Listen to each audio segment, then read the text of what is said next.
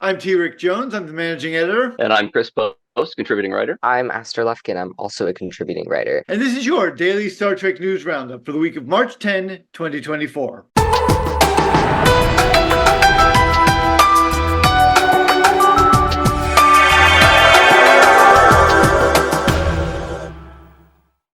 Okay, so the first thing I want to talk about this week is a review I did for Disco season 5. Um, I can't talk specifics about it, but I did just want to touch on something that I found really interesting about it, which is that it feels like intent they intended it to be the last episode or the last season. It's really weird because I know they didn't, or they say they didn't, but the way it began to me feels like the beginning of the final season. Um, and I can't list any specifics other than there's a couple of things that happen. Like it just feels like the beginning of a wrap up. You know, when they start to like touch on certain points, they're getting ready to close out a show or something. It just feels like that to me. So I thought that was really kind of interesting. But it is very Indiana Jones. It's really leans into the action a lot. Um, and there's a lot more humor than there has been in past seasons. It almost feels like a different show. Um, and I think part of that is because the crew have been working together so long that now they're simpatico. They're like, more like a family than just a crew. They've been through a lot. And they just feel more connected, and they find a lot more humor and a lot more that kind of thing. There's a lot less crying.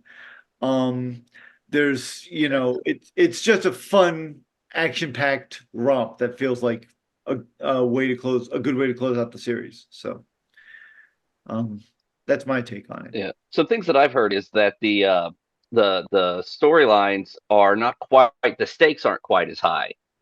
Uh, Yeah, yeah, it's and so that might add to the fact that there's a little bit more humor, when you're not trying to save the universe. right. And that's a thing that Disco has always done. Every season has been like this universe ending thing.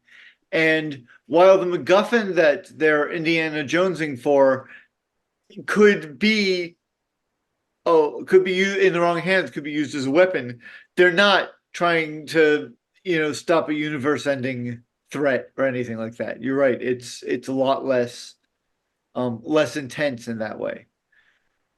Um so anyway, that's my take on that.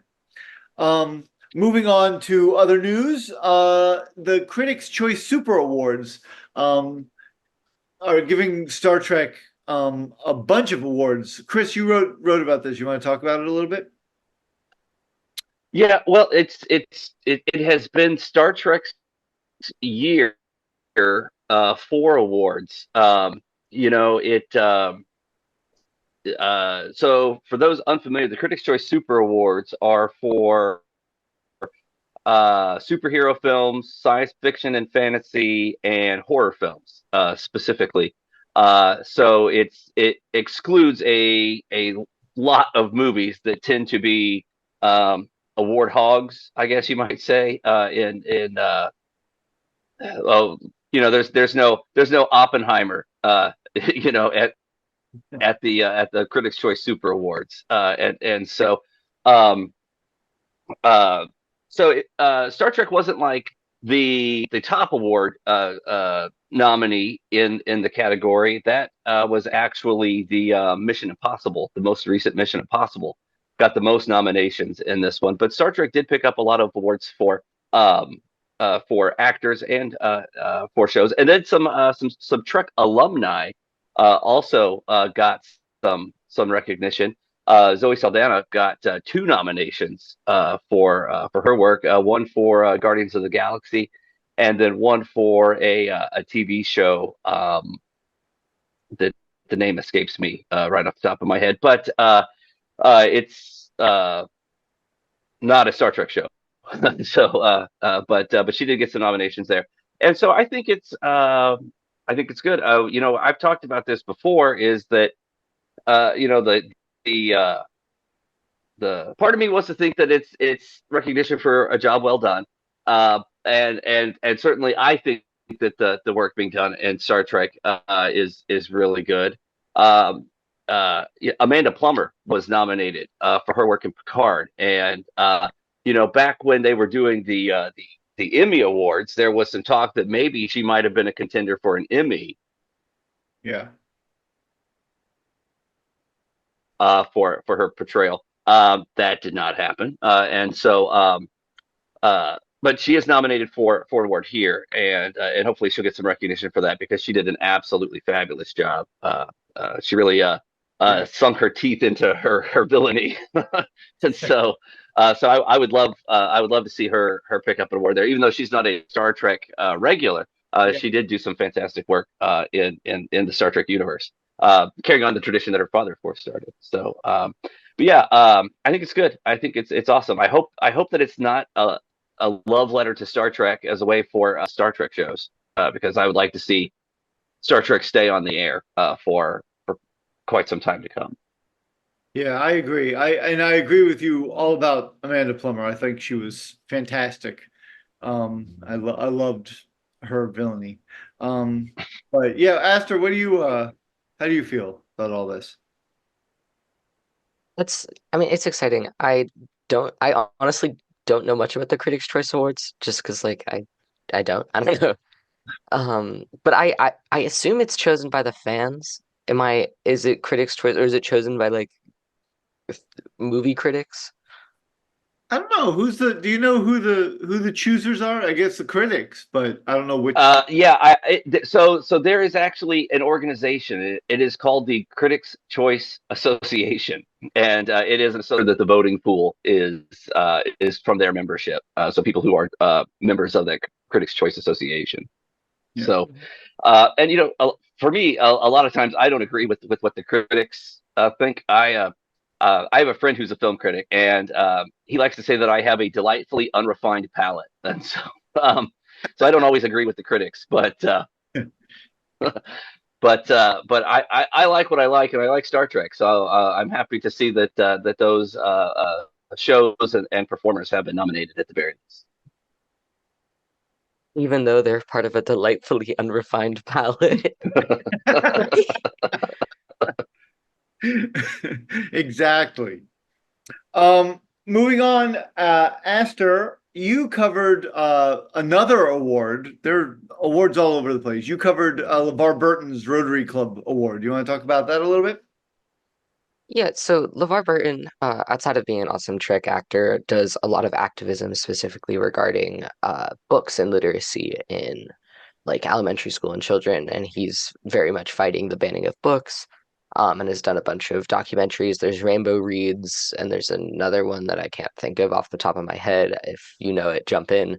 Um, but yeah, no, he does a lot of work in like basically like trying to promote reading and books in elementary middle school children. And so the Rotary Club has acknowledged him for his service, and he's getting this award. Uh, the Rotary Club, they're like from what I understand, they're a philanthropic group in Los Angeles, and they host like an annual luncheon to raise money, and LeVar Burton's getting awarded at this luncheon. Yeah. And nobody deserves it more. I mean, he's spent his entire life, even pre-Star Trek, trying to get people to read. So, I think he should get all the reading awards because he does a lot for it. Chris, what's your take? Yeah, I grew up in a rural area, not a lot of television, and so PBS was a big part of my childhood, and so Reading Rainbow was right there. So in my early kind of education, right there with Sesame Street and the Electric Company, and Bob Ross. So, but yeah, so I think he gets all the kudos. Yeah, Yeah. I think his work is so important now because book bans are happening at least in the way I've seen it, just at a so much more accelerated rate recently, and it's kind of scary just to witness this happening. And so I think his work is really, really impactful, especially today. Next up, Starfleet Academy, Aster. You did a review of Starfleet Academy. Talk to us a little bit about that. Yeah, there was some new information released about the show and how long the episodes were going to be, and all of that jazz. And I'm so excited for Starfleet Academy. I love shows about like schools and but like super schools. So like the X-Men is like my favorite comic book franchise ever, and specifically the more like mundane, we're just like kids in school. Like, but we're super kids in school. Um, so that's what I'm hoping Starfleet Academy will be like. So I'm really anticipating the show, and I think the writers' room is great. So the new information that was released was just that they're almost done in the writers' room. So once they get the script, they're hoping to start filming by the end of the summer, and film for about, I think they said 6 to 8 weeks, or maybe 3 months. I forget. It's been a long week. They're filmed for some period of time, and then it goes into post. And what they were saying was that they really, really don't want to rush post. So just because it's such an important part, and while the show is super anticipated, by rushing post, you decrease the quality of the show. So they're sort of saying, yes, we acknowledge that this is really anticipated and you really want this, but we're not going to allow that pressure to impact the show. Um, so they said it could come out as late as early 2026. Um, so which is kind of sad, but I really like the mentality of just letting artists do their work and letting the show happen the way it's going to happen. And I really like that. And then another really important part of this interview was that they were talking about like wanting to stay true to the original Star Trek fans. Basically, Paramount was like, we need to bring in new and younger audiences and let's like change it. And Terry Matalas was like, no, we're not changing it. Oh, no, no, it's Alex Kurtzman. He was like, no, we're not changing it. We're like, we need to stay true to the OG Star Trek fans because if we don't have them, we don't have anybody. Like, because they'll hate the show into the ground. He didn't say that, but like that was implied. Um, which so I think that's really good though. He's trying to stay true to Star Trek. Yeah. Um, yes, yeah, I'm really excited. Obviously, yeah. Yeah, I misspoke a moment ago when I said it was a review. Last week you did a review of Picard's Academy, and this week you did a story on Starfleet Academy. I don't know Same why. difference. No. Same difference. One thing I will say now, I don't know that it's been confirmed that Tilly will be a part of Starfleet Academy. I think everybody expects that she will be, but I don't think it's been confirmed. Am I right about that? Yes, it's not confirmed. No actor has been confirmed. They said they've cast a lot of the adults and they haven't started casting the kids yet, which makes me think it's Tilly because Yeah. like how would they know? It's Tilly. Well, I will say I have never been a huge fan of Tilly. She wasn't my favorite character on Discovery. She's just not for me. But looking at where she is now and where she's come from, I have a new appreciation for that character. I like her a lot better in season 5 than I did in season 1.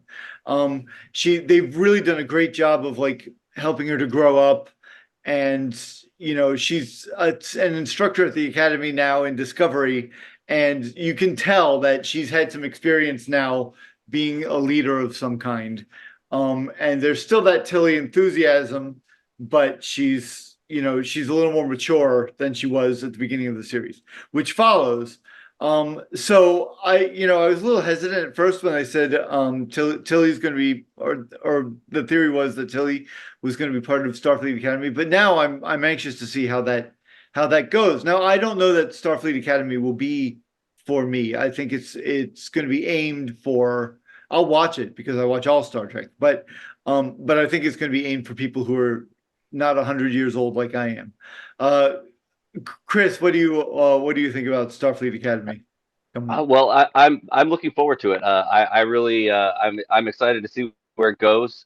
Like you, I did not necessarily like the Tilly character when she was first introduced. That nervous energy that she had was a little off-putting for me, but I did like the way that particularly there was kind of for me the turning point for her was after the mirror universe where she had to pretend to be Captain Killy Yeah. and she had to portray that kind of confidence, and I think that that confidence like seeped into her personality a little bit.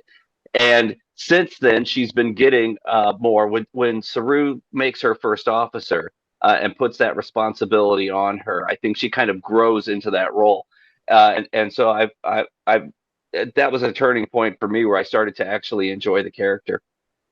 And so I'm looking forward to that. I don't necessarily mind the shows aimed at younger audiences. I really have enjoyed watching Prodigy, and it's a it's a cartoon for kids really, but I like some of what they had done there, and so I'm looking forward to it. I'm just glad that when they decided to make an Academy show, that they are setting it in the future, that it's going to be a new batch of cadets. I did not want to see Riker's cadet years. I didn't want to see Kirk in his cadet years. Give us new characters with new stories, new adventures. Don't Actually, don't go back. I I don't agree. think we know that it's going to be in the future, or not the future. I don't think we know a time period yet, if I am not mistaken. I think we know like absolutely nothing. So we could have Cadet Riker. It's you're not out of the water God, I yet. hope not. I hope not. I I hope not agree. so much. I think we need to look toward the future with this one. I don't think we need to see.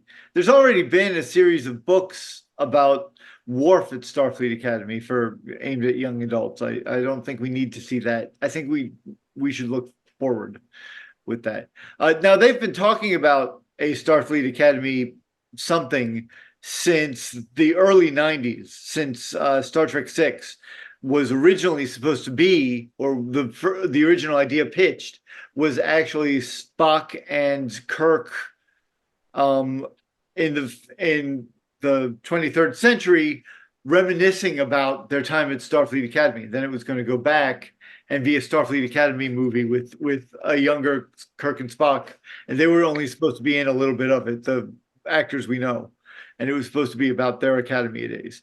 That's the first time that Starfleet Academy has ever turned up. Um, except I guess the animated series was originally pitched as young cadets on a training cruise with the characters we know. So the animated series could have been very different. It could have been more a Starfleet Academy kind of thing. And they've been talking about Starfleet Academy ever since. Every few years, somebody's like, I want to do a Starfleet Academy show, or I want to do a Starfleet Academy movie. And then we got Star Trek 2009, which kind of started out as a Starfleet Academy film and then went off on its own thing. But we've never really gotten it. So this is the fruition of decades of trying to get something like this together. And like you, Chris, I'm hoping that it is in the future. I would like it to be in the 32nd century and leave existing canon alone. Yeah, me too. For me, going forward, any Star Trek that I see, I would like to see any new projects developed. I would like to see either take place after the events of Picard Mhm. or in that timeline set in Discovery. Let's just move forward. Let's not go back and try to fill in the blanks anymore. Just, I think we all know my thoughts on prequels. So let's just do sequels moving forward. Let's stay in the timelines. Well, and I agree. And Star Trek is able to do lots of different kinds of stories and lots of different kinds of characters. We don't need to keep seeing, Scotty show up on Strange New Worlds, and like the universe is a bigger place than they've made it. And it does keep going on into the future. So, develop some of these newer concepts and ideas. I think is the way to go. Um, so there are two stories that are sort of related, but not really related that you covered this week, Chris. Both about Star Trek Picard. One was about season 2, Yeah. and one was about the characters of season 3, and they both involved Terry Matalas. So you want to talk about those? Yeah, so Terry's been making the rounds lately, doing interviews here and there. I think between South by Southwest and some of the other things where they're talking Trek, he's been getting interviewed. And so season two of Picard, I think Paramount Plus was concerned for the franchise. Season one, people were excited for season one, but it certainly had its detractors. And so Tim Metalis in that interview was talking about they had the early scripts, the ideas, at least the storyboards, and when the execs, the suits over at Paramount took a look at it, they said no. They said this is too Star Trek. So, so and so I think I think maybe after season one, I think maybe the writers had tried to pivot more to safer waters, to more charted territory, Mhm. and maybe went too far, because too Star Trek tends to mean too cerebral, and so I think the Paramount people were like, we can't. I think the Paramount execs didn't want to rely only on old school Star Trek fans. I think they wanted to try to bring in new Star Trek fans, and they were afraid if they went too far back to familiar waters, they would not find that new audience. And in 2022 streaming era, you got to find a new audience. That's the only way your shows are going to move forward. And so it's an interesting thing, though, to probably to be the writers for a Star Trek show, to be the showrunner for a Star Trek show, and the notes that you get from the studio suits are that your Star Trek show is to Star Trek. So, Yeah. but I think some of the season three of Next Generation, I think they got similar notes. So um, I think sometimes the studio heads don't get it. So Right. Like, Yeah. I wonder why they were trying to bring in new audiences with Picard. Because, okay, so Discovery was my first show. Picard season one had just come out, and I tried to watch it, and I was like, "Who are these people? What is happening? Like what? This makes no sense." Because you can't really watch Picard without having seen at least Next Gen and probably Voyager too, right? Like you. So I don't understand why they would try to bring in new people. Also, me and only me. But Picard season two is actually my favorite season of Picard, which is crazy to say. I think I'm the only person who likes it. I But like it. It's not my season three is my favorite, but I like season two. when we posted that article on social media, people were livid in the comments about what do you mean it's too Star Trek? And I was like, oh my gosh, this is like the most engagement we've ever gotten on a I, post. we Like, need to say things like that more often because I saw it. I was like, wow, a lot of people are commenting on this. Yeah. Um, yeah, yeah, and like I said, that's the thing you have to remember is that Paramount Plus, Paramount Network produces the content, but the big people up at the top aren't necessarily involved with the day to day, and so they're looking at viewership statistics and market share and marketing potential and these sorts of things, and so they're looking at it almost academically as opposed to as fans of the show, and so yeah, sometimes they're a little out of step with, I think, the fan base for sure. yeah, exactly. And when I talked to Jonathan Frakes the first time in 2022, he said, well, it was really supposed to be a season of Star Trek 4, which Star Trek 4 was one of the most popular films because it spoke to both fans and non-fans. Even non-fans could jump in and enjoy it, even though it was the end of a trilogy. It was hilarious, and everybody loved Star Trek 4. So that's what they were aiming for, but also that humor. And there were moments where they were clearly referencing Star Trek 4, like the punk rocker from Star Trek 4 was in an episode, which I thought was fantastic. Uh, but Frakes thought, it doesn't really work. It didn't really work. And I think he felt they didn't go far enough with it. And now that we know that the studio thought it was too Star Trek, I wonder if that was the problem, was they weren't allowed to go far enough with it. And maybe it would have worked. I personally really liked Star Trek Picard season 2. Although, as I say, it was my favorite, but I liked it a lot. So anyway, and then he also talked about the characters that didn't make it on screen in season 3.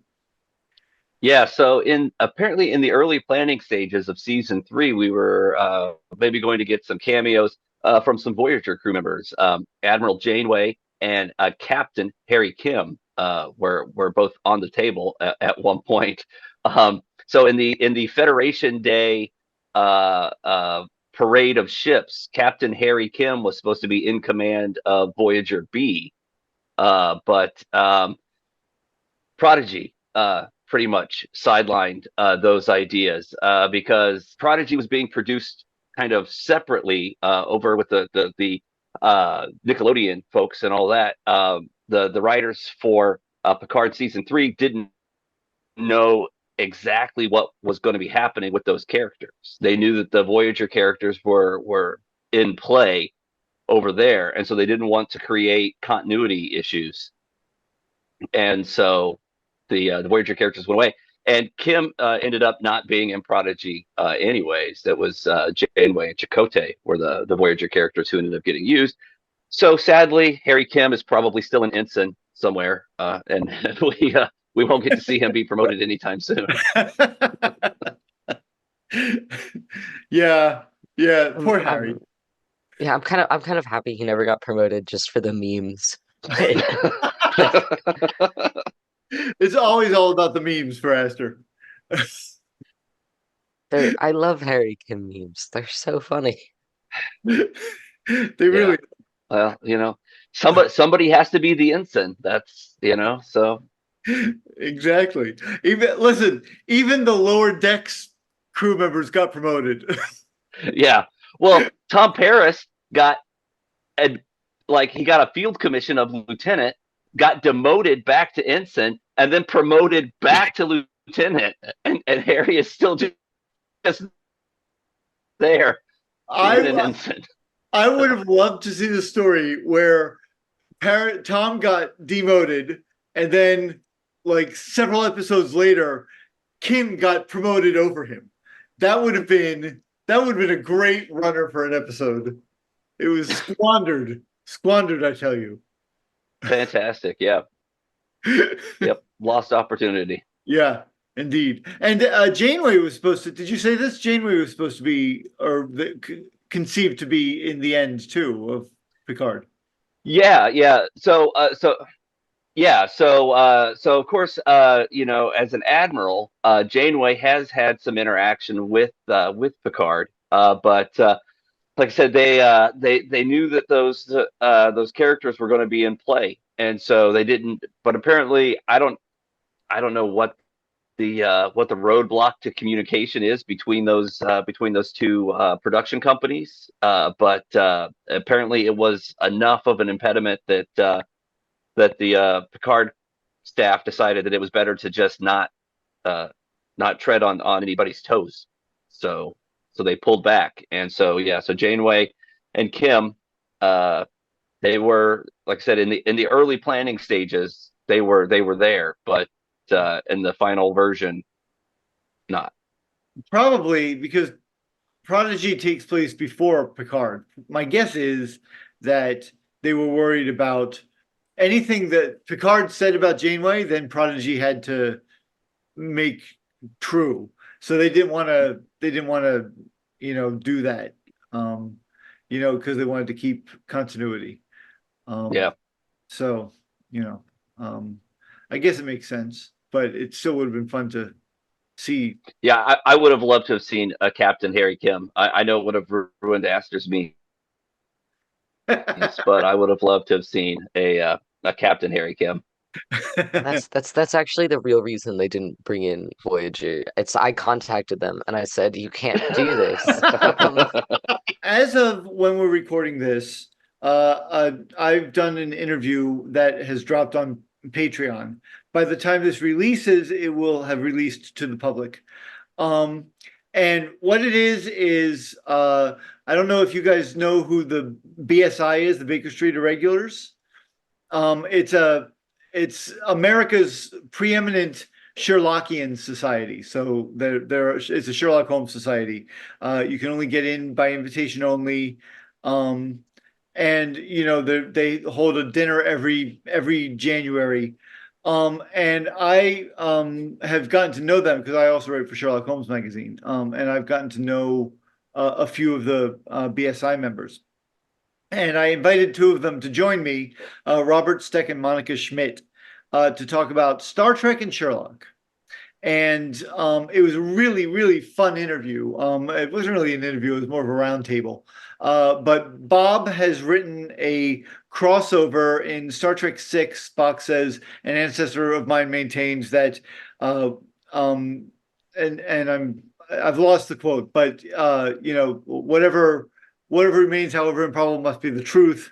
That's a Sherlock Holmes quote, and basically, Nicholas Meyer, who is also in the Baker Street Irregulars, by the way, said, is intimating that either Spock's ancestor was Sherlock Holmes, or Spock's ancestor was Arthur Conan Doyle, who wrote the Sherlock Holmes stories. But Bob wrote a crossover story that proposes an entirely different theory. He proposes that Spock actually was trapped back in time and went through Ponfar and sired Mycroft and Sherlock Holmes. And it works because Mycroft is 7 years older than Sherlock, and Ponfar happens 7 years apart.